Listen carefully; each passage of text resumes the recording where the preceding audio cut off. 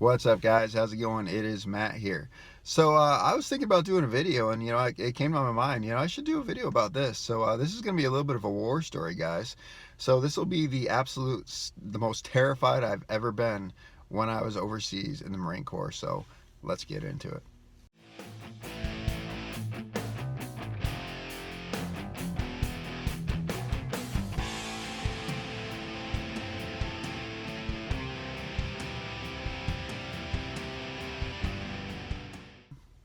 Now, when I did the Gray Man Part 2 video, I broke into a part when I was talking about, I'm not in the Marines anymore. I'm not on the rooftop. I'm not walking through the street with rooftops, rifles firing off, and people blowing whistles at me as, marking our position as we're going.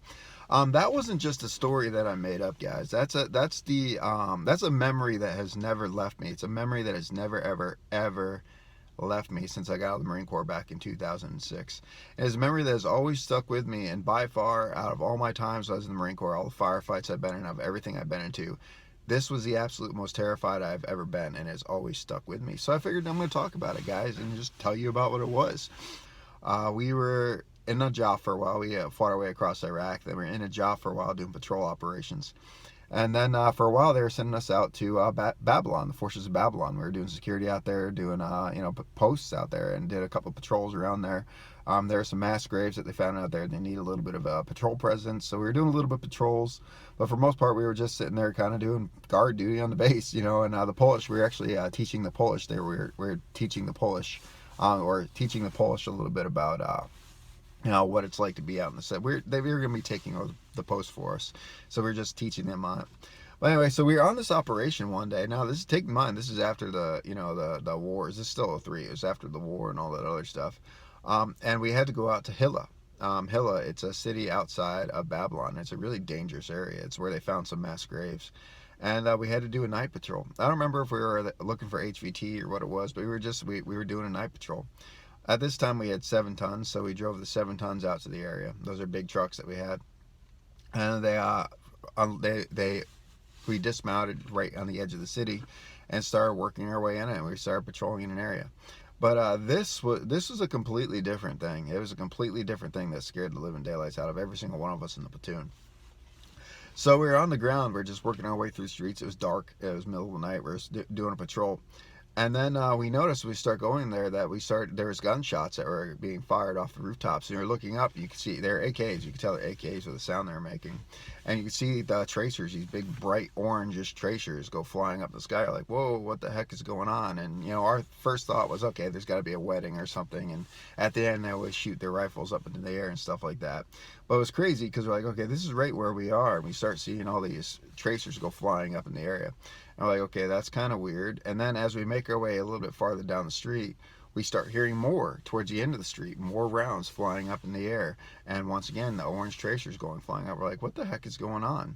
And then as we're going through, we start hearing people blow whistles, like little sports whistles.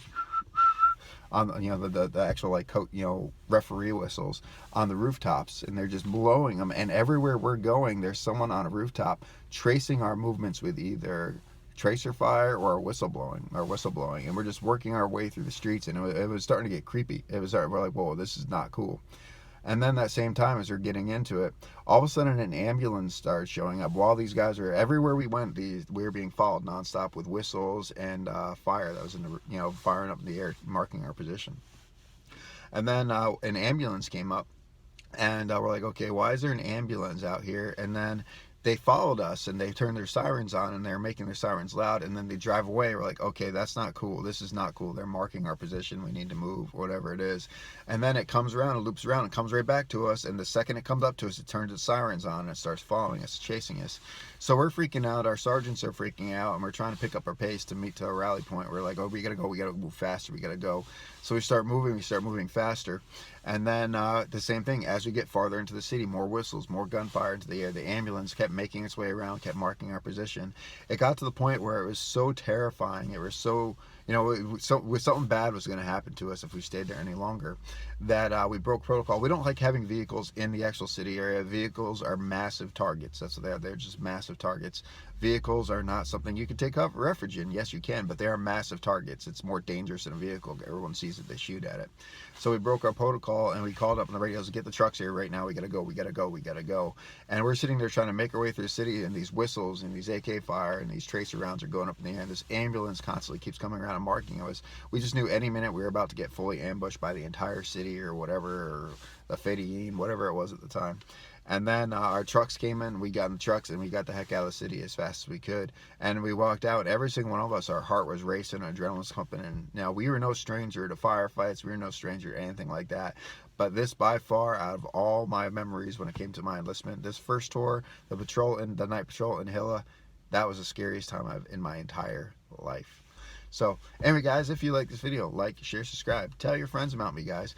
If you like the content of this channel, go check me out on Patreon. If you look in the description, there will be a link that goes there. You can help support this channel. And remember, guys, it is our responsibility to take care of each other and protect each other. Peace.